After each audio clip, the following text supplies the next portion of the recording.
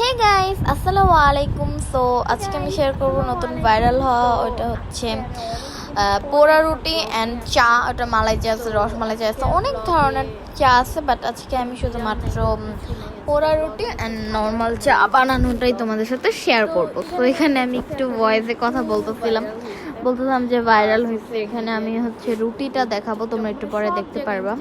আমি হচ্ছে আকিস ব্র্যান্ডের একটা এরকম বাটার ছাড়ার একটা রুটি নিয়েছি, নর্মাল যেটা দিয়ে বার্গার এগুলো বানানো হয়। তো এই রুটিটা নিয়েছিলাম আমি, এটার প্রাইস হবে 15 টাকার মতো আর কি। প্রাইসটা আমি বলে দিচ্ছি যাতে সুবিধা হয় কি তোমাদের। তো এই রুটিটা নিয়েছিলাম। তো এটাকে হচ্ছে যেটা করতে হবে যে এটা খুলে দেন, ওটার মধ্যে একটু বাটার বা তেল, অনেকে ঘিও দেয়। আমার কাছে ঘির কম্বিনেশনটা একদম ভালো লাগে না এই মানে চায়ের সাথে ইসের সাথে। তো অনেকে বাটারও দিতে পারে, তোমরা তেলও দিতে পারো। আমি আর কি আমাদের বাসায় তখন বাটার ছিল না, তাই আমি তেল দিয়ে করেছিলাম। তোমাদের বাসায় বাটার থাকলে তোমরা বাটার দিয়ে করতে পারো বা তেল দিয়ে করতে পারো। যেমন আমি তেল দিয়েই করেছি। করতে হয় কি, তেলটাকে হচ্ছে রুটির চারপাশে মানে ফুল রুটিটার মধ্যে তেল লাগিয়ে ওটার মধ্যে একটু চিনি দিয়ে দিবা চার সাইডে বা উপরে নিচে দিয়ে, এবার ওটাকে পোড়াবা। তো আগে চাটা বানিয়ে নিচ্ছি। এখানে আমি হচ্ছে চায়ের জন্য এখানে পানি দিয়ে দিয়েছি। এরপর এখানে 10 টাকা দামের ডানোর মিল্ক নিয়েছি। যদি আমার পাশে মিল্ক ছিল, বাট আমি 10 টাকারটাই পুরোটা দিয়ে দিয়েছি যেন একটা মাপ হয় আর কি। এই মিল্কটা দিয়ে এরপর হচ্ছে একটু ভালো করে নেড়ে এরপরে এক চামচের মতো চা পাতি দিয়ে দিয়েছি 2 মিনিট পর আর কি দুধটা দেওয়ার।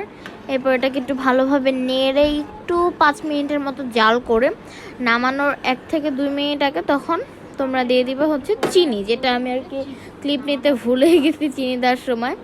তো এভাবেই চা রেডি। এরপরে আমরা এই যে রুটির মতো তেল ব্রাশ করেছি আর কি, এটা আমি ক্লিপ নিতে পারিনি কারণ আমি একা ছিলাম তখন, আমার ক্যামেরা কেউ ধরে নাই, আমার মা একটু বাইরে ছিল তাই। তো এখানে আমি রুটির মধ্যে তেল ব্রাশ করে এরপর হচ্ছে চিনি চারপাশে লাগিয়ে দিয়েছি, তোমরা একটু ফোকাস করলে দেখতে পাবো।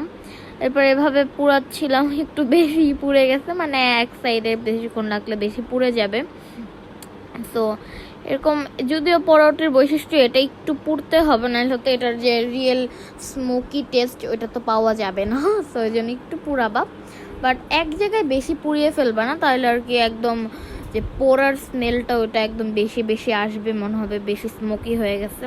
যেমন আমি 4 সাইডে পুড়িয়ে নিচ্ছিলাম, যখন এই যে ছুরির সাইডটাতে লাগে না, আমি ছুরি দিয়ে একটু গুতায় এরপর হচ্ছে আর কি এটা পোড়াচ্ছিলাম। সো এরপর একটু এগুলো সাইড পোড়ানো হয়ে গেলে এরপর আমি এটাকে আরেক পাশে ঘুরিয়ে ছুরিটাকে এরপরে করেছি।